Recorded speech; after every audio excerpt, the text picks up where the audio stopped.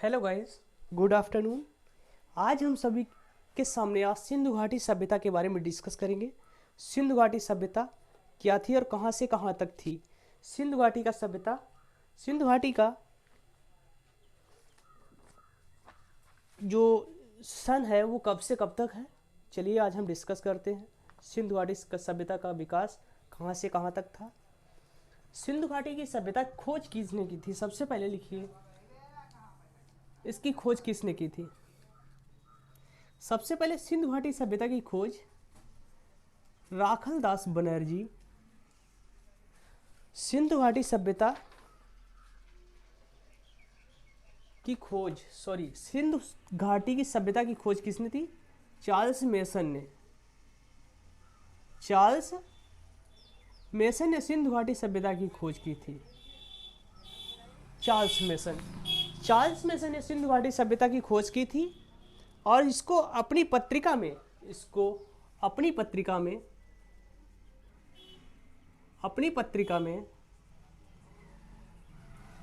पत्रिका का क्या नाम था? Narrative of journey. Narrative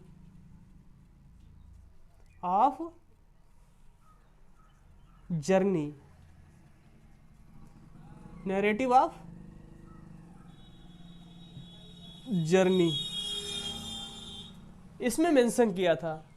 Charles mason ने सिंधु घाटी सभ्यता की खोज की और उसको अपनी पुस्तक नैरेटिव ऑफ जर्नी में बताया, जानकारी दी।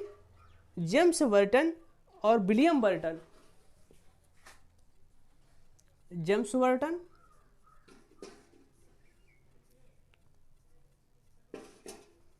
एवं विलियम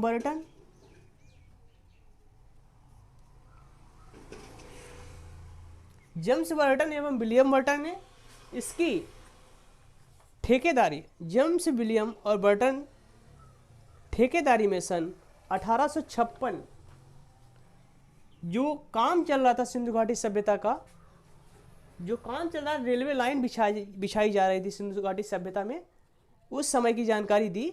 जेम्स बर्टन और विलियम बर्टन इसके ठेकेदार थे। सन 1856 में लाहौर इसके ठेकेदार थे।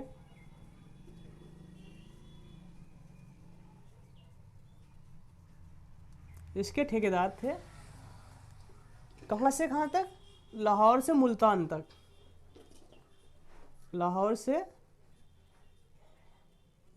तक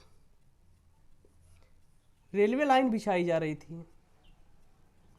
रेलवे लाइन का निर्माण हो रहा था। जब ही सिंधु घाटी सभ्यता की खोज हुई और इसी बीच रेलवे लाइन बिछाई गई। जब हड़प्पा में काम चालू हुआ 1856 में, कब रेलवे लाइन है? जब पहली रेलवे लाइन कब बिछाई गई थी? 1856 में।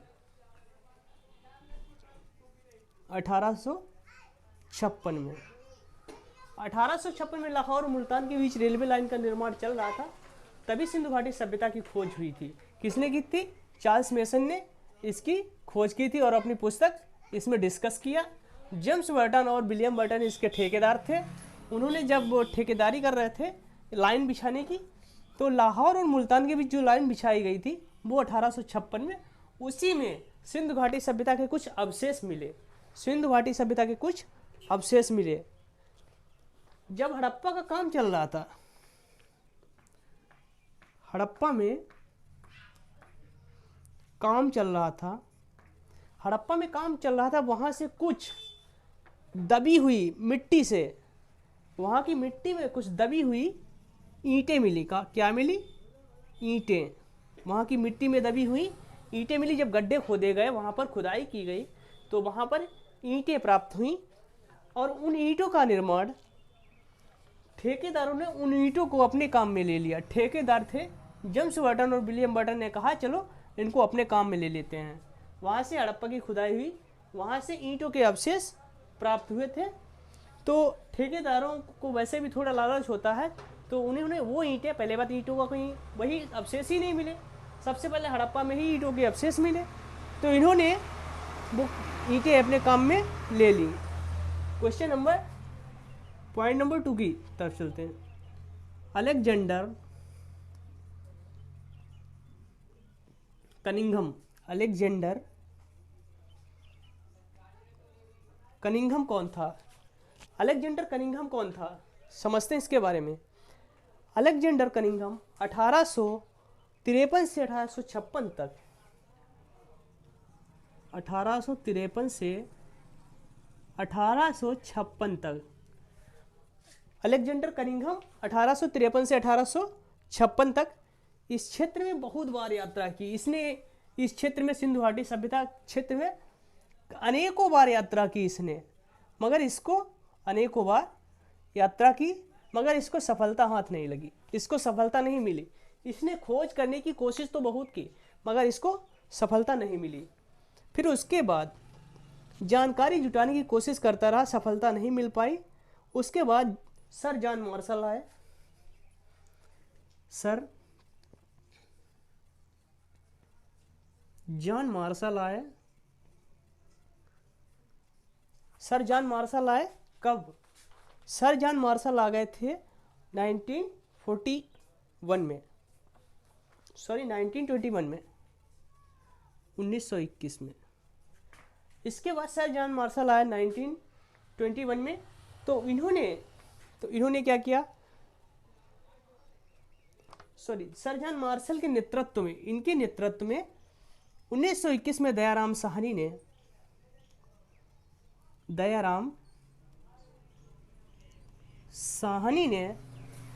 1921 में दयाराम साहनी ने सिंधु घाटी सभ्यता की खोज की थी। इस सभ्यता की खोज की इनके नेतृत्व में। यह उस समय एक प्रमुख, उस ठेके के प्रमुख, जैसे नहीं कहते हैं कि इसका चेयरमैन है, इसके सीईओ, तो उसके चेयरमैन वो प्रमुख सर जॉन मार्शल ही थे उस समय। तो उनके नेतृत्व में राखलदास बनर्जी ने, सॉरी, दयाराम साहनी ने और राखलदास बनर्जी ने सिंधु घाटी सभ्यता की खोज की। तो वहाँ पर जब क्रमशः हड़प्पा एवं मोहनजोदड़ो की खुदाई करवाई गई, तो प्रारंभिक खोजकर्ता के रूप में इन्हीं लोगों को जाना गया। किनको? राखलदास, दयाराम साहनी और राखलदास बनर्जी को। इन्हीं लोगों को जाना गया जब इनके नेतृत्व में इन्हीं लोगों ने खुदाई की थी 1921 में। तो इसके प्रमुख खोजकर्ता यही माने गए थे। चलिए और आगे चलते हैं।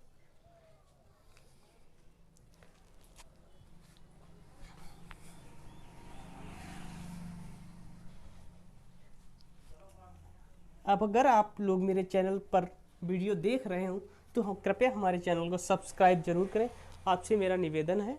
चलिए आगे की ओर चलते हैं। जब सर जॉन मार्शल उस समय पुरातात्विक विभाग के प्रमुख थे, सर जॉन मार्शल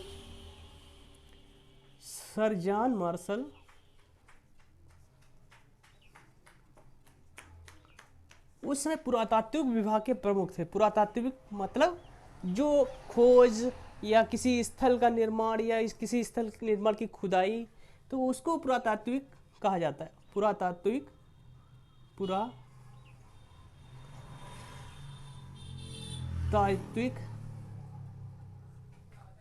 के प्रमुख थे। जो उस समय पुरातात्विक के प्रमुख थे सर जॉन मार्शल, उस समय के ये बहुत बड़े ठेकेदार मान के चलो, या इनको प्रमुख या मंत्री मान के चलो, उस समय ये थे। और सिंधु घाटी सभ्यता की तिथि, इसकी तिथि लगभग, सिंधु घाटी सभ्यता की तिथि कब से कब तक मानी जाती है? कुछ विद्वानों का मतानुसार है कि 2500 साढ़े 1700, तो कुछ मत कहते हैं कि 2300 साढ़े 1700। तो इसमें एक वैज्ञानिक ने अपने मतानुसार कहा है कि डॉक्टर वो कौन है, डॉक्टर डीपी अग्रवाल के मतानुसार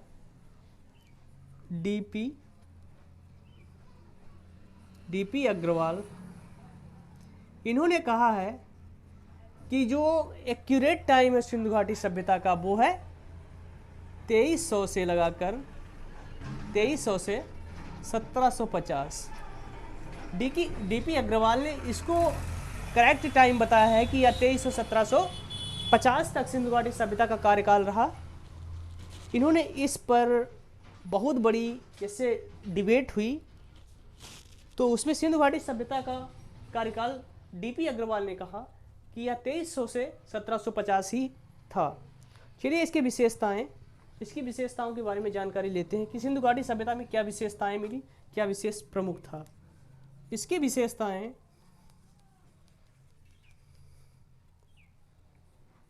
प्रमुख विशेषताएं क्या थीं, क्या था सिंधु घाटी सभ्यता। तो इसकी विशेषताएं,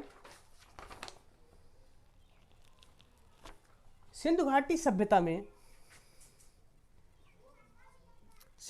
सभ्यता में ऐसी कोई चीज नहीं थी जहां वहां मान के चलो कोई जैसे खादान हो गया, अन्नागार हो गया, स्नानागार हो गया, या XYZ मान लो, ऐसी कोई चीज नहीं थी। नाली से लगाकर सड़क का निर्माण,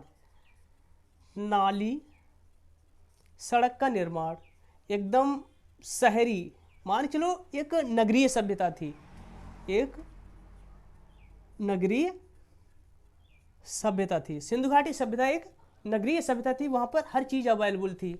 जैसे कि XYZ जो इस समय की सभ्यता है उससे बेटर सभ्यता थी उस समय, क्योंकि वहाँ पर इस जमाने को लेकर अगर पुरातात्विक काल में या सिंधु घाटी सभ्यता काल में देखा जाए तो यहाँ इस समय से बहुत बेटर सभ्यता थी। वहाँ पर अच्छे अच्छे मेले लगते थे पशुओं के, उसके बाद खाद्यान्न के मेले लगते थे, जिससे मंडियाँ भी हुआ करती थी।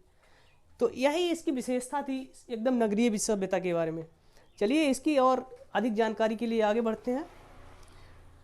सिंधु घाटी सभ्यता का जो सिंधु घाटी सभ्यता थी, इसके शब्द का उच्चारण किसने किया था कि सिंधु घाटी सभ्यता होगी, इसके शब्द का उच्चारण किसने किया था। वह हमारे एक वैज्ञानिक सर जॉन मार्शल ने सबसे पहले, आपको बता चुके हैं सर जॉन मार्शल के बारे में, पुरातात्विक विभाग के प्रमुख थे। सर जॉन मार्शल ने सबसे पहले सिंधु शब्द का प्रयोग किया था, क्योंकि वह एक सिंधु नदी के किनारे ही, सिंधु घाटी सभ्यता एक सिंधु नदी के किनारे ही थी। जैसे कि एक तटीय, सिंधु नदी के तटीय, एकदम ये सिंधु नदी है तो इसके तटीय पर ये सभ्यता का वो विकास हुआ। तो फिर सबसे पहले इसका सिंधु घाटी सभ्यता का सर जॉन मार्शल ने सिंधु शब्द का प्रयोग किया, सिंधु शब्द का प्रयोग किया। सर जॉन मार्शल ने सबसे पहले सिंधु शब्द का प्रयोग किया कि यहाँ पर एक सिंधु सभ्यता थी। सिंधु सभ्यता की लिपि कैसी थी, इसकी लिपि चित्रात्मक थी और लिखा भी गया था, मगर चित्रों की ज़्यादा समझाया गया था इसको। इसकी लिपि कैसी थी, चित्रात्मक थी। लिपि कैसी थी इसकी, चित्रात्मक, क्योंकि चित्रों के माध्यम से ज़्यादा अपनी भाषाओं का या अपने जो कार्यक्षेत्र था उसको समझाया गया, चित्रों को बना करके। और वहाँ पर बहुत अच्छा पर निर्माण किया गया था। जैसे गेहूं भी हुआ करते थे उस समय, गेहूं थे, जौ भी, सबसे पहले गेहूं और जौ ही सिंधु घाटी सभ्यता में उगाए गए थे, उत्पादन हुआ था। सिंधु घाटी सभ्यता कहाँ से कहाँ तक फैली थी, चलिए आगे डायग्राम बनाकर देखते हैं। सिंधु घाटी सभ्यता कहाँ से कहाँ तक थी, सिंधु घाटी सभ्यता कहाँ से कहाँ तक थी। सिंधु घाटी का सभ्यता का निर्माण कहाँ से कहाँ तक थी। सिंधु घाटी सभ्यता उत्तर में मांडा तक,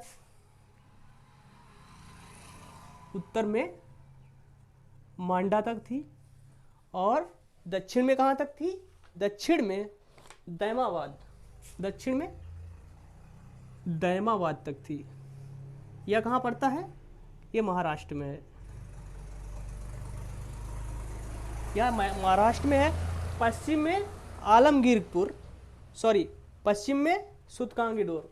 पश्चिम में क्या थी? सुतकांगेडोर तक थी। सुतकांगेडोर पश्चिम में सुतकांगेडोर तक थी और पूर्व में आलमगीरपुर तक। आलमगीरपुर तक। यह कहाँ है? मेरठ, यूपी। यह यूपी में पड़ता है।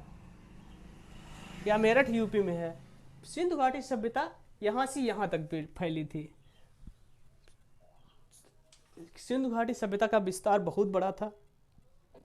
इसका जो आकार था वो एक त्रिभुजाकार था। इसका आकार कैसा था? त्रिभुजाकार था। इसका आकार त्रिभुजाकार था क्योंकि यह त्रिकोणीय सभ्यता थी, तीनों तरफ फैली हुई थी। इसका आकार त्रिभुजाकार की तरह था एवं पाकिस्तान और भारत में फैला था। यह अफगानिस्तान में भी था और पाकिस्तान में भी था। थोड़ा बहुत अपने भारत में भी फैला था, थोड़ा बहुत का बहुत ही ज़्यादा मेरठ तक फैला हुआ था सिंधु घाटी सभ्यता का। चलिए सिंधु घाटी सभ्यता के प्रमुख कुछ स्थलों के बारे में जानकारी ले लेते हैं। प्रमुख, जैसे कि हड़प्पा। प्रमुख स्थल क्या थे? इसको साफ कर देते हैं पहले। इसके प्रमुख स्थलों के बारे में जानकारी कर लेते हैं। सिंधु घाटी सभ्यता के प्रमुख स्थल। प्रमुख स्थल। सिंधु घाटी सभ्यता के प्रमुख स्थलों की जानकारी देख लेते हैं थोड़ी। हड़प्पा नंबर 1। हड़प्पा, इसकी खोज कब की गई थी? हड़प्पा की खोज 1921 में हड़प्पा की खोज हुई दयाराम साहनी द्वारा। दयाराम साहनी द्वारा। हड़प्पा कहाँ पर स्थित है? हड़प्पा पंजाब। यह पंजाब में है, स्थित है। जिला मांटगोमरी। जिला कौन सा है? जिला मांटगोमरी जिला है। अब यह पाकिस्तान में है। जिला मांटगोमरी।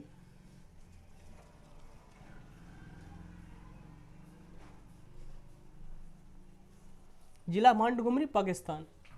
हड़प्पा 1921, इसके खोज करता दयाराम साहनी और यह पंजाब में पड़ता था लेकिन अब यह पाकिस्तान में है, मांटगोमरी जिले में। नंबर 2 की तरफ चलते हैं। नंबर 2 मोहनजोदाड़ो। मोहनजोदाड़ो नंबर 2 मोहनजोदाड़ो। मोहनजोदड़ो की खोज कब हुई? 1922। इसके खोजकर्ता कौन है? इसकी खोज किसने की थी? राखलदास बनर्जी ने। इसकी खोज राखलदास बनर्जी, लिख लीजिएगा साथ में, राखलदास बनर्जी। और यह कहाँ है? यह लड़काना जिले में है। जिला लड़काना और पाकिस्तान। लड़काना जिला पाकिस्तान, लिख लीजिएगा आगे। लड़काना जिला पाकिस्तान। लड़काना जिला पाकिस्तान में है या मोहनजोदड़ो।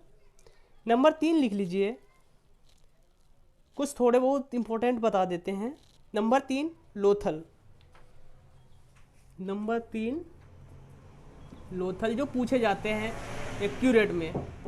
लोथल, यह इसकी खोज कब की गई थी? लोथल की 1955, 1952, 1955, 1955। इसकी खोज किसने की थी? रंगनाथ राव ने। इसकी खोज रंगनाथ राव ने की थी। रंगनाथ राव। इसकी खोज रंगनाथ राव ने की थी। और यह लोथल कहाँ पड़ता है? यह लोथल पंजाब, यह लोथल गुजरात के कठियावाड़ में पड़ता है। सॉरी, गुजरात में पड़ता है। गुजरात। लोथल कहाँ पड़ता है? गुजरात में पड़ता है। और चौथा कौन सा है? रोपड़। चौथा है रोपड़।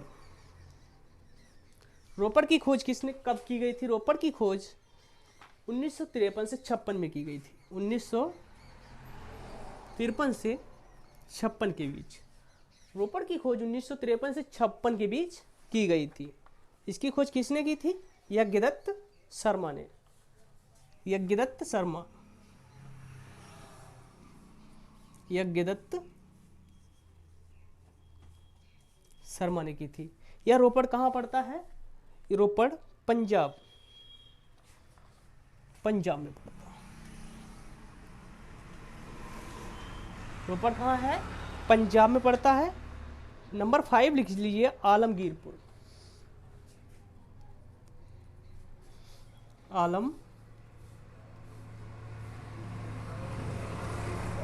आलमगीरपुर या कहाँ पर पड़ता है? आलमगीरपुर की स्थापना खोज कब की गई थी?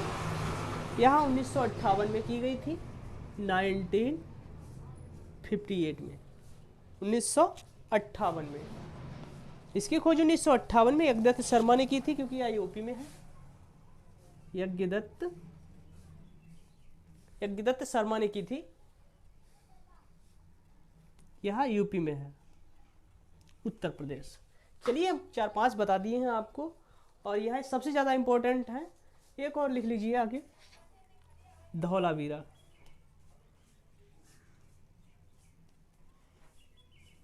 धौलावीरा की खोज कब हुई थी? धौलावीरा की खोज 1990 व 91 में। 1990 व 91 में। धौलावीरा कहाँ है? धौलावीरा यह, इसकी खोज यज्ञदत्त शर्मा ने की थी। यह भी यूपी मेरठ में है। यज्ञदत्त शर्मा, सेम यज्ञदत्त शर्मा, यह भी यूपी में है। चलिए ठीक है, सारे पॉइंट मैंने सिंधु घाटी सभ्यता के सारे पॉइंट मैंने कवर करा दिए हैं। और आप सभी लोगों को मन लगाकर हर एग्ज़ाम के लिए प्रिपेयर रहना है, क्योंकि हमें कितना भी हार्ड वर्क करना चाहिए, कितना भी मेहनत करनी चाहिए, उसके बाद भी कम पड़ जाता है। और आप मेरे साथ बने रहिए। आप सभी को मैं ऐसी ही अच्छी से अच्छी जानकारी प्रोवाइड कराता रहूँ, पॉइंट टू पॉइंट बताता रहूँगा और डिसिप्लिन भी करता रहूँगा। तो आप सभी को मेरा नमस्कार। और अगर आप लोग हमारे चैनल पर नए हो तो चैनल को सब्सक्राइब और फॉलो करना ना भूलें। Thank you so much. Have a nice day.